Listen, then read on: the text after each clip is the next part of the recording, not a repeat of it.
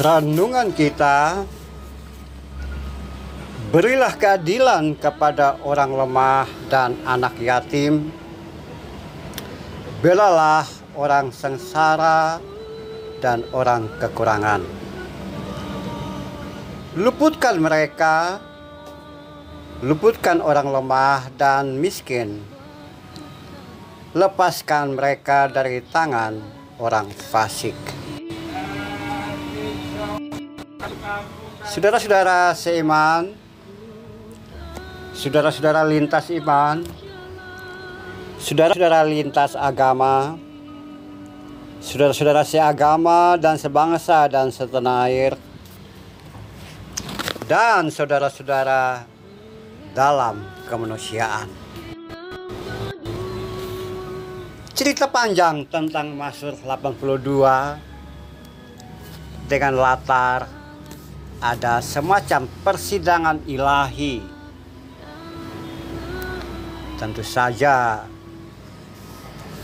apa yang diungkapkan Asaf ini dilihat secara iman, karena tidak mungkin manusia melihat ada persidangan ilahi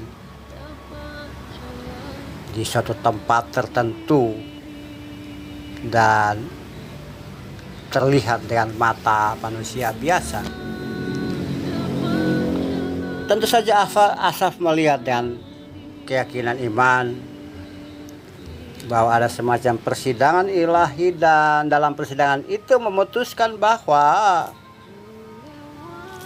siapapun yang memerintah, siapapun yang diberi kuasa dan kekuasaan oleh Sang Khalik, atau manusia yang mendapatkan kekuasaan, kuasa dan kekuasaan dari Sang Khalik, maka ia mempunyai kewajiban untuk memberikan keadilan kepada orang-orang lemah, orang tercecer, tergelincir, yang tidak berdaya, dan juga orang-orang yang yatim, anak yatim piatu. Dan juga selain itu membela hak-hak orang sengsara dan kekurangan, meluputkan orang lemah dan miskin, serta melepaskan mereka dari tangan orang fasik. Nah, keputusan itu atau hal-hal itu tadi harus dikerjakan oleh semua pemimpin yang diimani sebagai orang yang ditunjuk Tuhan untuk memerintah umat, untuk berkuasa terhadap umat. Nah, warisan ajaran seperti itu dari masa lalu itu juga terurai, terus mengalir terus sampai dalam konteks agama-agama, ya, dengan keyakinan bahwa agama-agama itu mendapatkan warisan statement ajaran dari awalnya itu, dan ini diteruskan. Kita tahu bahwa ajaran agama tidak muncul dari hamparan kosong, dari sesuatu yang tidak ada.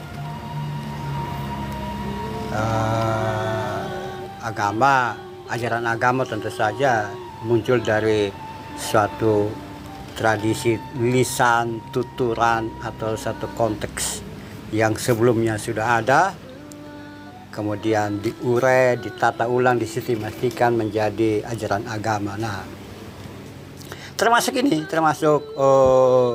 dalam konteks Mazmur 82 ini, bahwa pemimpin harus melaksanakan apa yang merupakan tuntunan, patokan, kaidah yang telah ditetapkan oleh Sang Ilahi,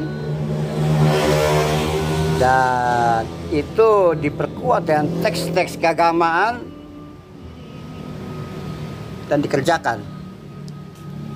Keadilan kepada orang lemah, anak yatim, membela orang sengsara kekurangan, meluputkan orang yang lemah dan miskin, dan melepaskan mereka dari tangan orang fasik. Jadi semacam keterpihakan kepada orang-orang yang marginal, orang-orang kecil, dalam rangka membangun kesejahteraan untuk seluruh umat manusia. Nah, saudara sekalian, kira-kira seperti itulah kalau kita bawa dalam konteks kekinian kita, bahwa kita mengerti bahwa pola pemimpin bangsa negara yang ada sekarang ini adalah pemimpin politik, entah itu kerajaan atau republik.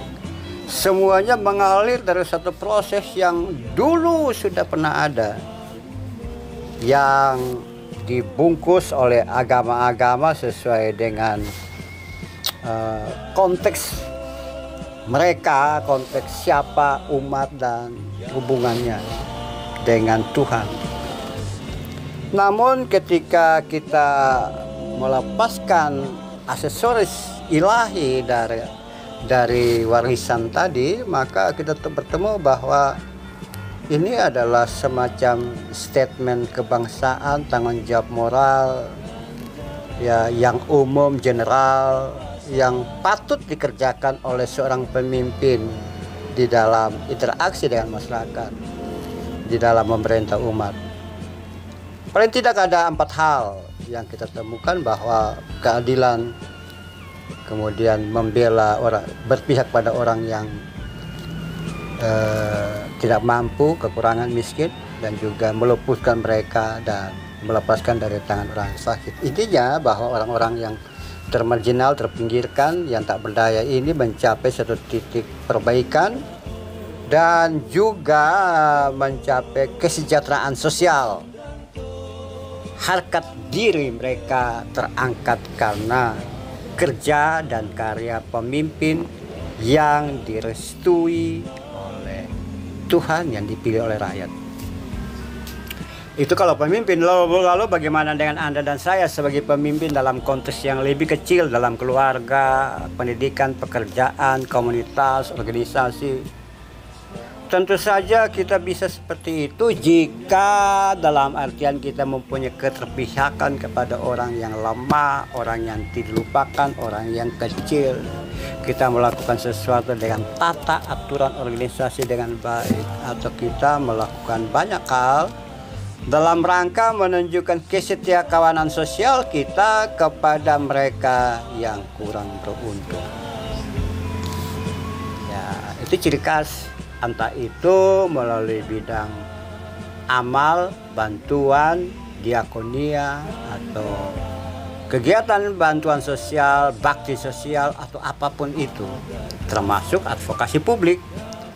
Karena dalam Mazmur 82 ini jelas bahwa berikan keadilan dan membela itu merupakan bentuk advokasi publik kepada orang yang lemah, orang yang tersingkir, orang yang tak berdaya. Berilah keadilan, belalah hak orang kekurangan. Itu hal yang pertama.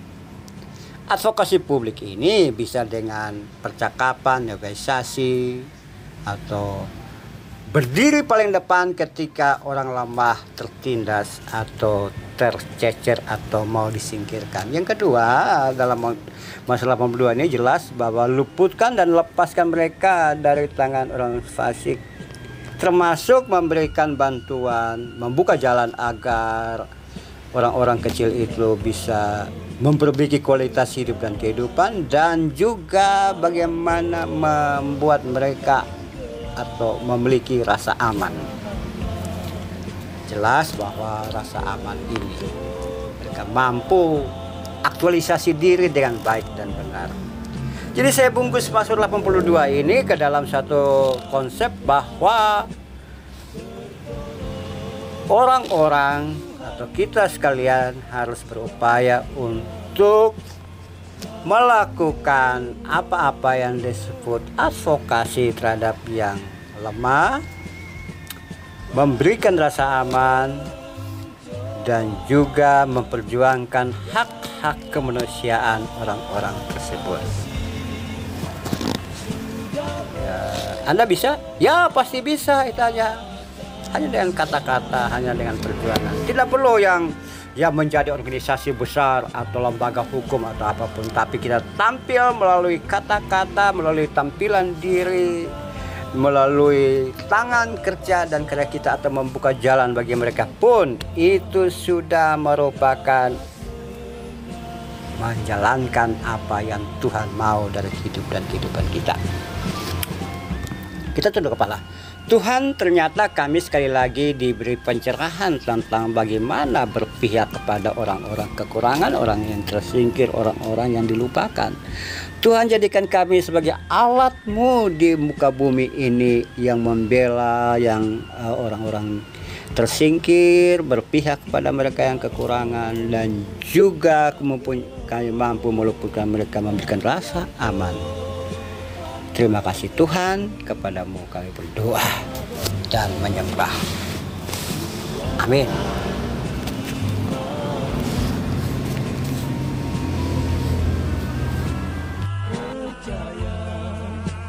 Tuhan